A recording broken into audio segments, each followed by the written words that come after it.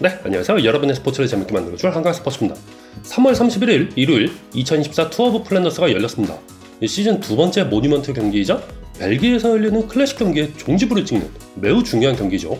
지난 수요일에 있었던 두아즈 도어 플란드렌에서 비스말리스와 바이크의 바우버너트가 낙차로 큰 부상을 입은 사건은 투어 오브 플랜더스에 있어가지고는 큰 비극이었습니다. 벨기에 선수로서 이번 투어 오브 플랜더스에 승리하기 위해서 정말 오랫동안 노력을 했지만 이번 경기는 물론 시즌 나머지 경기도 빨간불이 들어가는 상태이다 보니까 벨기에 팬들 입장에서는 하늘이 무너지는 심정이었을 거예요. 어쨌든 타데이 포가차도 불참하는 상황에서 이번 경기에서 역시 가장 주목을 받은 선수는 매튜 반 더 폴이었습니다.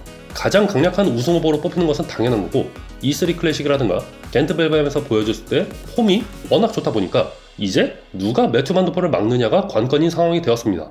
괴물 같은 선수를 잡을 때는 역시 팀플레이밖에 없죠. 리들트랙이나 UAT 메모리츠, FDJ, 비스말리스 바이크, 이네오스, 퀵스텝 이런 팀들이 전략을 잘 살펴봤을 때 매튜 반 더 폴을 잡기 위한 전략은 결국 한 가지로 귀결됐습니다. 바로 레이스를 일찍 터뜨리기.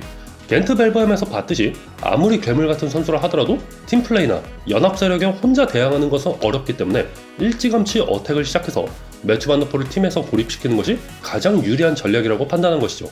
특히 바우버너스나 타데이 포가차 같은 다른 괴물이 없는 상황이라면 매튜 반 더 폴 한 명의 선수만 고립시켜도 상당히 유리하게 경기를 풀어갈 수 있을 것으로 봤습니다. 알페신 데크니크의 전략은 더 분명했습니다. 바로 매튜 반 더 폴의 안전 배달이죠. 특히 매튜 반 더 폴을 대체할 만한 다른 전력이 없는 상황에서 알페신 데크니크 팀의 관건은 매튜 반 더 폴을 결정적인 어택이 발생할 수 있는 구간까지 안전하게 배달하는 것이 가장 큰 관건이었습니다. 자, 108회째 투어 오브 플랜더스의 코스는 안트워프에서 오데나르다를 향하는 271km 길의 코스였습니다. 경기 절반은 평지고 나머지 절반은 짧고 가파른 어필과 코블로 이루어져 있었는데 오데나르데 지역의 크레아몬트 어필을 3번 오르는 코스로 짜여져 있었기 때문에 결국 예년과 마찬가지로 크레아몬트 어필이 결정적인 구간이 될 것으로 예상되었습니다.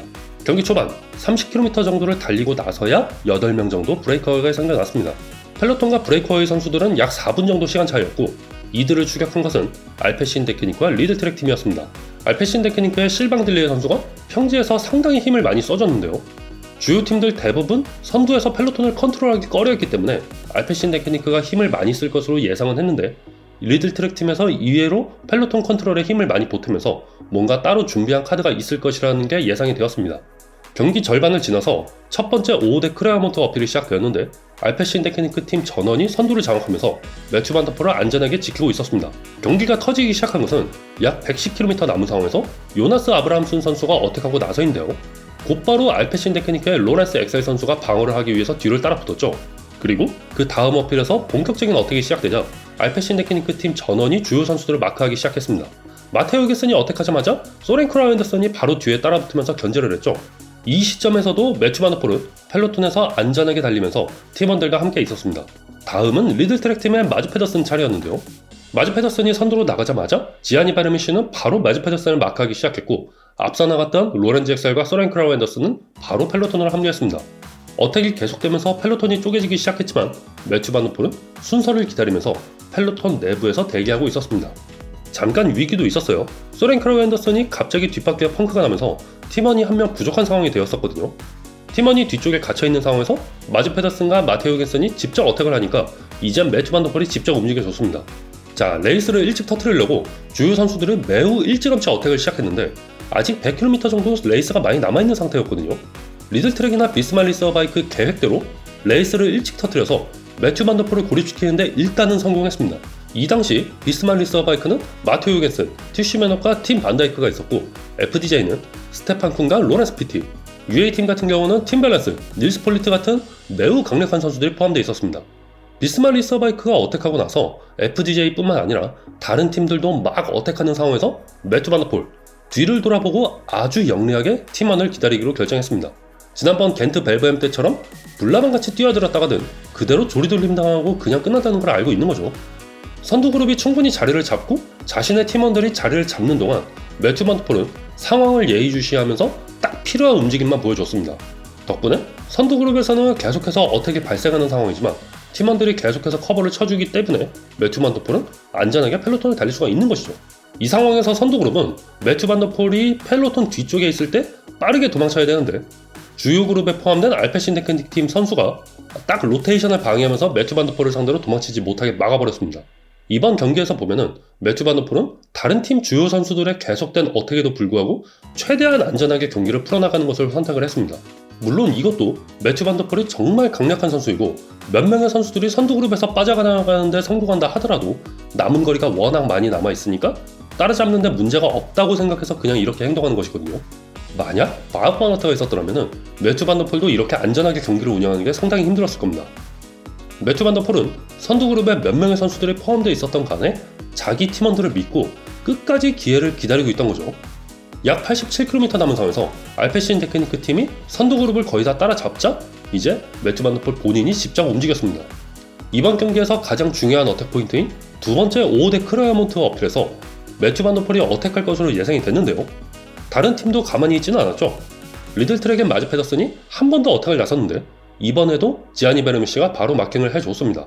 마즈 페더슨의 이번 움직임은 사실 좀 약간 이해했어요. 80km가 넘게 남은 상황에서 장거리 어택을 시도했고 하필이면 알페신 팀의 지아니 베르미시 선수가 딱 마킹을 하고 있는 상황에서 끝까지 포기하지 않고 달렸습니다. 함께 달리는 지아니 베르미시 선수는 마킹하러 나온 선수인데 같이 로테이션을 돌아줄 이유가 전혀 없죠. 뭐 이거는 그냥 짐작이긴 한데 마즈 페더슨 선수가 두아즈 두어 플랜드에서 발생한 낙차에서 몸 상태가 완전히 회복된 거는 아닌 것 같습니다. 아마 매튜 반더폴을 끌어내기 위한 어택인 것 같고 같은 팀인 조나단 밀란이나 톰 슌즈 선수를 더 믿었었던 것 같아요.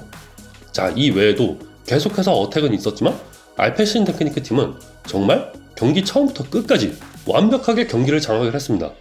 브레이크어웨이 추격부터 주요 선수들을 마킹하고 매튜 반더폴을 안전하게 배달하기까지 아주 완벽한 팀플레이를 보여줬습니다.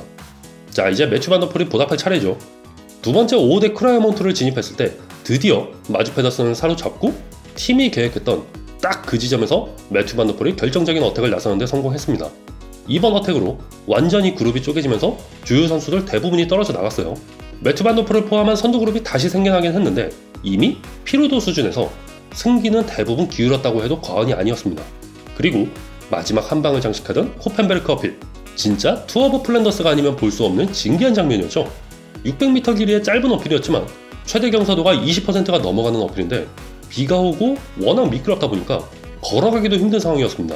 선두그룹에서는 매튜 반더폴과 마테오 겐슨만 안전하게 넘어가고 많은 선수들이 자전거에서 내려가지고 끌고 올라가야 하는 진기한 장면이 펼쳐졌습니다. 이번 어택으로 매튜 반더폴은 완전히 갭을 벌리는 데 성공했고 마테오 겐슨 역시 한동안 추격을 했지만 결국 선두그룹에 사로잡히고 말았습니다.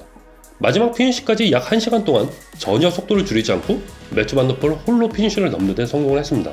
뒤쪽에서는 약 1분 30초가 넘는 시간으로 추격을 하긴 했는데 EF팀의 알베르토 베티올과 이스라엘팀의 딜런 토인즈가 열심히 달렸지만 UA팀 에미레츠가 팀타임 트라이얼을 펼치면서 2위 싸움도 매우 치열하게 진행됐습니다.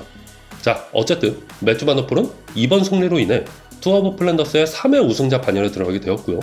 아직까지도 4번 이상 우승한 선수가 없는 경기죠. 그리고 2016년 피터 사간 이후로 레인보우 저지를 입고 투어 오브 플랜더스를 우승한 선수로 기록되었습니다. 자, 여기까지입니다. 오늘도 즐거운 라이딩 하세요. 감사합니다.